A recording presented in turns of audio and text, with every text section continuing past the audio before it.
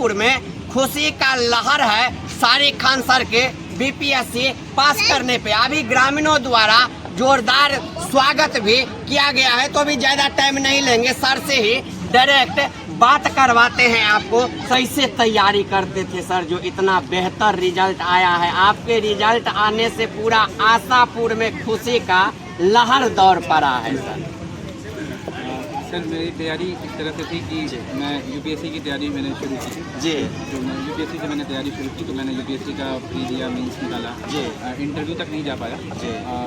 लेकिन साथ ही साथ जब 70वीं बीपीएससी का नोटिफिकेशन आया उसमें काफ़ी अच्छी सीट्स थी और तो मेरे घर वालों ने, मेरे चाचा ने, मेरे माँ बाप ने, सब लोगों ने मुझे कहा कि इसकी तैयारी में लगना चाहिए और इसलिए मैं एग्ज़ाम की तैयारी में लग गया। इसके जितने भी पुराने क्वेश्चंस थे, PYQs थे, वो सब देखा और उसके हिसाब से मैंने तैयारी। कितने घंटा सर आप पढ़ाई करते थे? सर लगभग 7 से 8 घंटा रेगुलर जो डेली होता है, मतलब निरंतर जिसमें कहते हैं। ऐसा नहीं कि किसी दिन बहुत ज़्यादा कर रहा हूँ, किसी दिन कम कर रहा हूँ, लेकिन निरंतर 7 से 8 घंटा पढ़ाई। आपका पढ़ाई लिखाई सर कहाँ से हुआ है?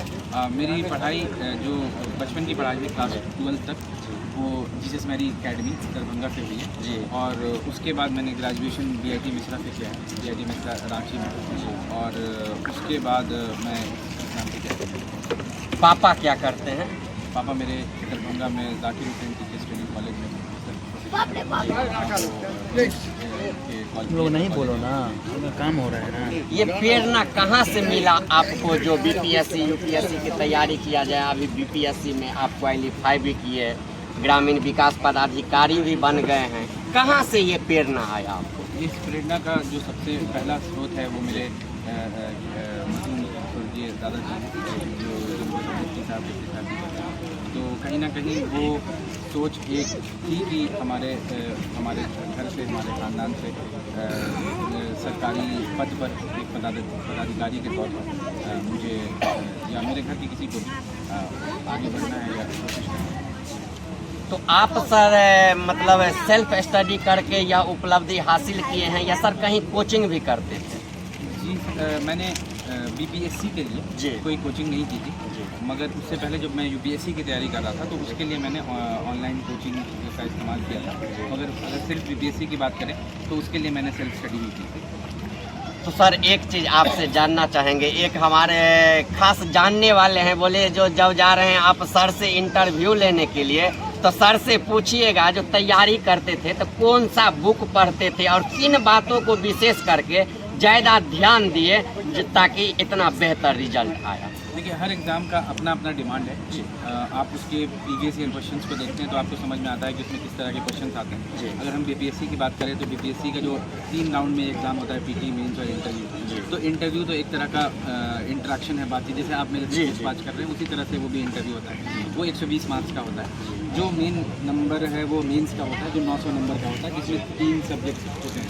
और सबसे पहले आता है PT क्वालिफाइंग होता है, लेकिन उसके भी सबसे ज़्यादा लोग इसी में छटते हैं। 4 से 5 लाख बच्चे जब PT का एग्ज़ाम देते हैं तो उसमें कुछ 15 से 20 लाख बच्चे ही मेंस लिखते हैं। तो जो PT के लिए है जो रिक्वायरमेंट्स हैं वो अलग है, मेंस के लिए रिक्वायरमेंट जो पढ़ने की और किताबें अलग हैं।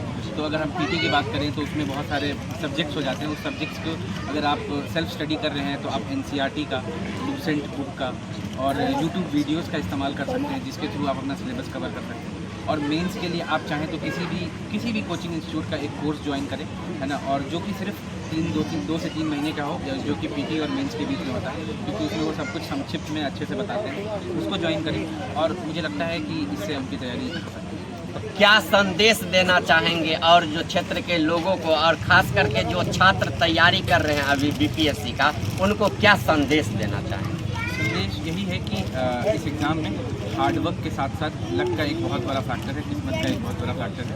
क्योंकि आप जब अपनी कॉपी लिखते हैं तो कॉपी चेक करने के बाद चला जाता है, तो वो सब्जेक्टिव कॉपी होती है। तो वो किसको आपका आंसर पसंद आ रहा है, किसको आपकी हैंड राइटिंग पसंद आ रही है, किसको आपने जो एग्जाम्पल दिया है या आपने कोई जो आर्गूमेंट दिया है वो पसंद आ रहा है, वो बहुत वैरी करता है % टू %। तो इसलिए इसमें एक लक का बहुत बड़ा फैक्टर आ जाता है। तो आप निरंतर कंसिस्टेंसी के साथ रेगुलर इस चीज़ को पढ़ाई पर लगे रहें और एग्ज़ाम वो एग्ज़ाम के जो प्रोसेस है उसमें लगे रहें और अपने आप को उससे थोड़ा डिटैच करके बस तैयारी में लगे रहें। जो कि क्या कहते हैं ये भी है कि कर्म करते चल फल की चिंता मत कर। तो वही वाली चीज़ है, क्योंकि आप जब उस चीज़ को बहुत ज़्यादा ध्यान देंगे तो आपका दिमाग पढ़ाई से ज़्यादा फल की तरफ चला जाएगा। तो मैं बस यही कहूँगा कि अपने सोर्सेज को कम कीजिए, किताबों को कम कीजिए, एक सब्जेक्ट को एक जगह से पढ़िए और उसके हिसाब से उसका बार बार रिवीजन कीजिए। और बाकी अगर कोई भी ज़रूरत हो तो जो भी लोग सेलेक्ट हो चुके हैं जिनके आपको पता है, जो आपकी जानकारी में, अगर मुझसे कोई ज़रूरत होगी तो मैं उसको उनकी मदद करने के लिए तैयार हूँ। कभी सर मन में ऐसा भी बात आया जो बिहार में हमेशा पेपर लीक होते रहता है, दिए हैं एग्ज़ाम, कहीं लीक हो जाए या रिजल्ट में किसी तरह की बात आ जाए तो घर परिवार के लोगों को क्या बताएं? कभी मन में इस तरह का हेजिटेशन आता था?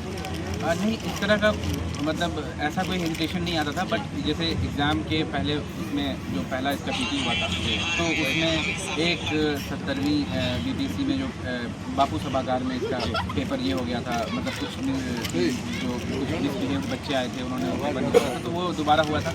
बाकी ऐसे हमें अपने आयोग पर भी, हमारे देश के या बिहार के आयोग है उस पर हमें पूरा भरोसा है कि ये इस चीज़ को पूरे ट्रांसपेरेंसी के साथ इस चीज़ को कंप्लीट करवा दें। तो सर क्या लग रहा है यदि छात्र मन से तैयारी करे और 2 साल टाइम दे तो बीपीएससी निकाल सकता है आसानी से? बिल्कुल सर, बट मगर उनको वही थोड़ा सा संयम रखना होगा, जो कि अगर वो 2 साल तैयारी कर रहे हैं तो उसको पूरी तरह से वो वक्त उनको देना होगा तैयारी में, और साथ साथ आपको कोशिश करते रहना होगा। हो सकता है कि आपका पहले प्रयास में ना हो, दूसरे प्रयास में हो जाएगा, दूसरे में ना हो, तीसरे में हो जाएगा, मगर उस अपनी कंसिस्टेंसी को मेंटेन रखें और अपना रिवीजन करते रहें, अपने पढ़ाई पर ध्यान दें, रिजल्ट्स पर, आयोग पर, इन सब चीज़ों पे जो कि फालतू की बातें हैं, जो मनगढ़ंत बातें हैं, उस पर दिमाग ना लगाएं कि इसको मार्क्स नहीं मिलेगा, यहाँ वो हो रहा है, वहाँ हो रहा है। आपका काम पढ़ना है। सर अभी आए हैं आपका इंटरव्यू लेने के लिए, तो रास्ता में आ रहे थे तो टावर से ही सब मुझे पहचानते हैं, देख के कह रहे थे सारिक सर के घर पे जा रहे हैं इंटरव्यू लेने के लिए, जेपी भैया सारिक सर के। सर आज बहुत खुश हैं और आपको बहुत बहुत बधाई, जो आपके कारण हमारे बेनीपुर का और आशापुर का मान सम्मान बढ़ा है। एक यही उपलब्धि के लिए और इस से आदर के लिए सर आपको बहुत बहुत धन्यवाद सर। तो आपको आके अभी दिखाए हैं जो सर का इंटरव्यू लेके सुनाए हैं, जो सर कैसे तैयारी करते थे और कैसे यह उपलब्धि हासिल किए हैं।